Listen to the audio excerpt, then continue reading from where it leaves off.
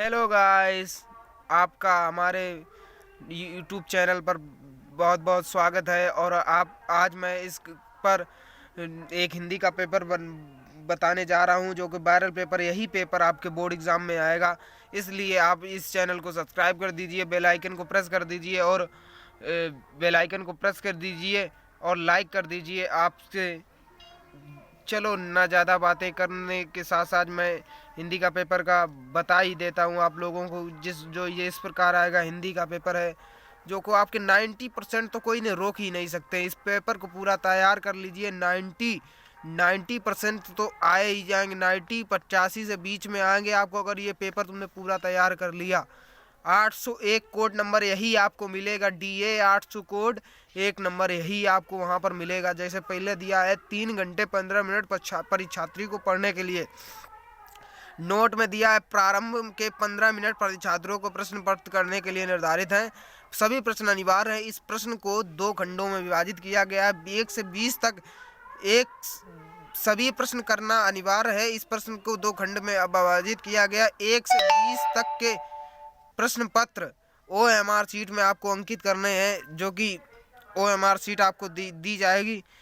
खंड A के प्रश्न प्रत्येक का निर्देश पढ़कर केवल प्रदत्त OMR उत्तर पत्रक में बिना काटे ही भरना है। काट पीच नहीं करना है, आपको रेजर नहीं करना है।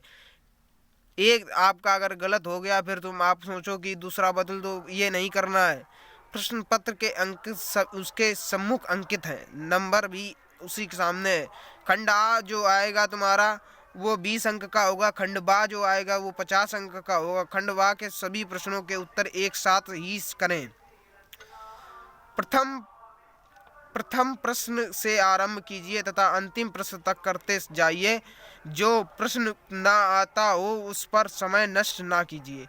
आप कहीं से भी पेपर कर सकते हैं, लेकिन ज़्यादा बेहतर यही होता है कि आप शुरू से पेपर करना, यही ज़्यादा बेहतर होता है, जो कि यही ज़्यादा बेहतर होता है। ये खंड बा है। आ है बहुविकल्पी प्रश्न, बहुत वस्तुनिष्ठ प्रश्न। जैसे इसमें पहले में पूछा है, आचार्य रामचंद्र शुक्ल की किस युग के लेखक थे। आचार्य रामचंद्र शुक्ल जी किस युग के लेखक थे। इसमें यह पूछा आचार्य रामचंद्र शुक्ल किस युग के लेखक थे, तो आचार्य रामचंद्र शुक्ल युग के लेखक थे।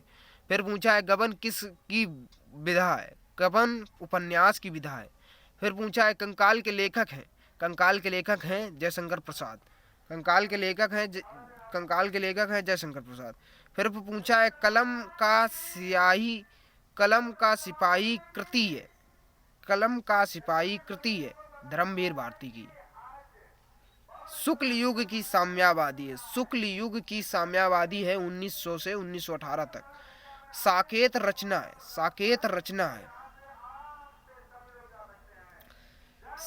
रचना है। सुमित्रानंदन पंत की। महादेवी वर्मा की कवियत्री हैं। छायावादी युग की महादेवी वर्मा कवियत्री हैं। गंगा लहरी रचना है।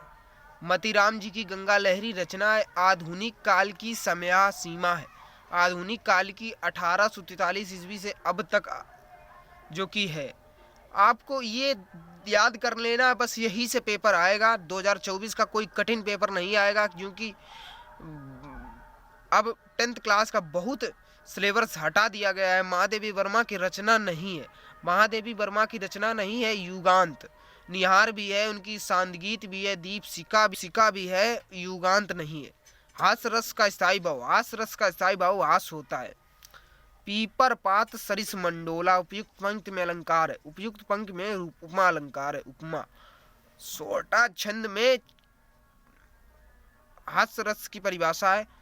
पीपर पात सरस मंडोला उपयुक्त पंक्ति में अलंकार है। उपयुक्त पंक्ति में उपमा अलंकार है। उपमा। सौटा छंद में चरण होते हैं। सौटा छंद में 4 चरण होते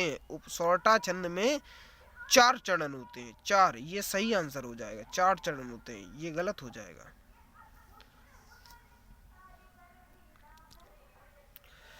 फिर आया है उपदेश। उपदेश शब्द में प्रयुक्त उपसर्ग है। उपदेश सर्ग में प्रयुक्त उपसर्ग है उप।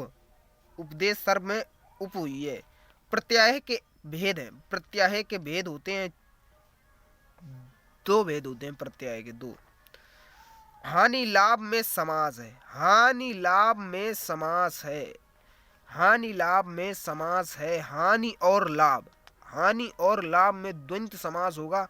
जहां बीच में और दिया हो बस जान जाइए कि द्वंद्व है। और का मतलब जैसे माता और पिता, भाई और बहन, और जहां पे दिया हो वहां द्वंद्व समास होता है। मछली का पर्यायवाची, मछली का पर्यायवाची होता है मीन। फिर होगा तो यद्यपि में कौन सी संधि है? यद्यपि में कौन सी संधि है? यद्यपि में यड़ संधि है। मधु शब्द का यद्यपि में कौन सी संधि है? यद्यपि में यड़ संधि है। इसके बाद में आता है मधु शब्द का द्वितीयक विभक्ति बहुवचन रूप है। मधुन, मधुना, मधुना, मधुनी, मधुनी, तो मधुनी, मधुनी, ये राइट आंसर हो जाएगा आपका। इसी प्रकार 20वां क्वेश्चन दे रखा है पठेताम धातु का वचन एवं पुरुष। पठेताम धातु का प्रथम पुरुष बहुवचन, प्रथम पुरुष द्विवचन, प्रथम पुरुष द्विवचन, प्रथम पुरुष बहुवचन एक वचन, प्रथम मध्यम पुरुष द्विवचन, प्रथम पुरुष एक वचन हो जाएगा। यही आंसर आपका। इसी प्रकार खंडवा भी दे रखा है, वर्णात्मक प्रश्न खंडवा दिया है। निम्नलिखित गद्यांशों पर आधारित दिए गए प्रश्नों के उत्तर दीजिए। गद्यांश पर आधारित। आज इसी निर्मल शुद्ध शीतल और स्वस्थ अमृत की तलाश में है और हमारी इच्छा, आत्म इच्छा और प्रयत्न है कि वह इन सभी अलग अलग बहती हुई नदियों में उसी तरह बहता रहे और इसको वह तत्व देता रहे। इसी प्रकार इसमें पूछा है उपयुक्त गद्यांश का संदर्भ लिखिए। गद्यांश के रेखांकित अंश की व्याख्या कीजिए। लेखक के अनुसार अस्तित्व और इसका कारण लिखिए। इसका आपको हल चाहिए हो तो आप कमेंट कीजिए कि हल भी मुझको चाहिए।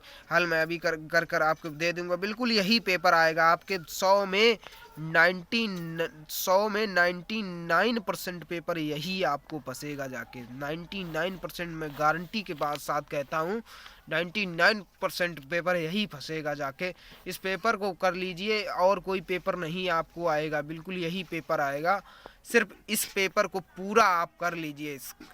इसके बाद में अथवा दिया, ये मित्रता पाठ से है, ये तो आपके पहले ही पाठ से है। इसको तो आराम से आप कर लेंगे, पहले ही पाठ से दिया गया है कि यह कोई बात नहीं कि स्वभाव रुचि लोगों के मित्रता आ जाए तो मित्रता पाठ से जान लीजिए कि मित्रता है। इसी प्रकार से इधर दे रखा है।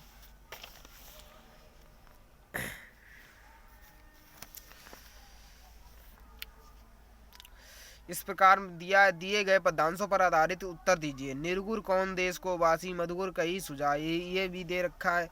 इसमें पूछा गया है, प्रश्न में पूछा है उपयुक्त पदांश का संदर्भ लिखिए। रेखांकित अंश की व्याख्या कीजिए। मधुकर शब्द का अर्थ दीजिए, ये बताया है।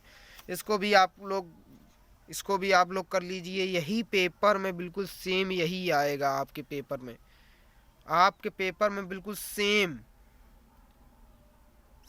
बिल्कुल यही आएगा। इसको नोट कर लीजिए। इसके बाद में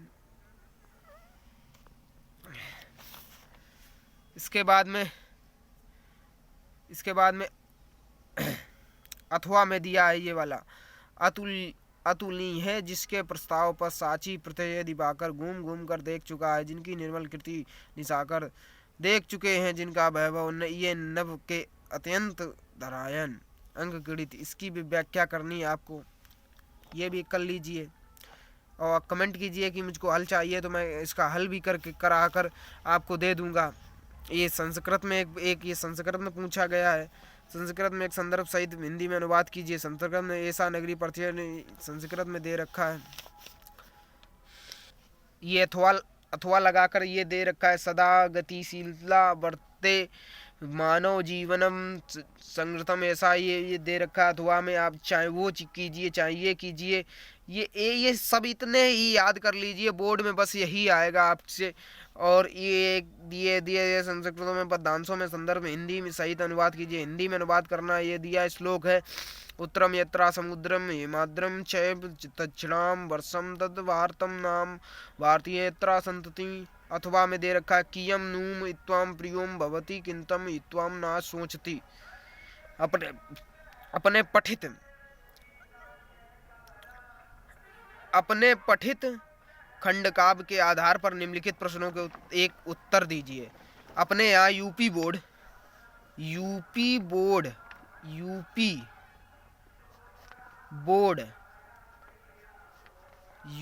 बोर्ड में ज्योति जवाहर चलता है। ज्योति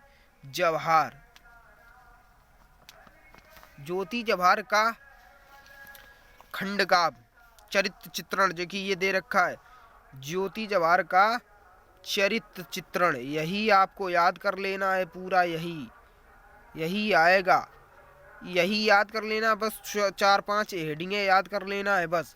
जैसे इनकी वो याद कर लेना है, ये महान वीर थे, महान वीर, बहुत चीज़ें यही सब यही हेडिंगें बनाकर आपको लिख देना है। कुछ भी नहीं आता होगा तब भी आपके 80% बनेंगे। सिर्फ यही पेपर, अगर ये पेपर को तुम पूरा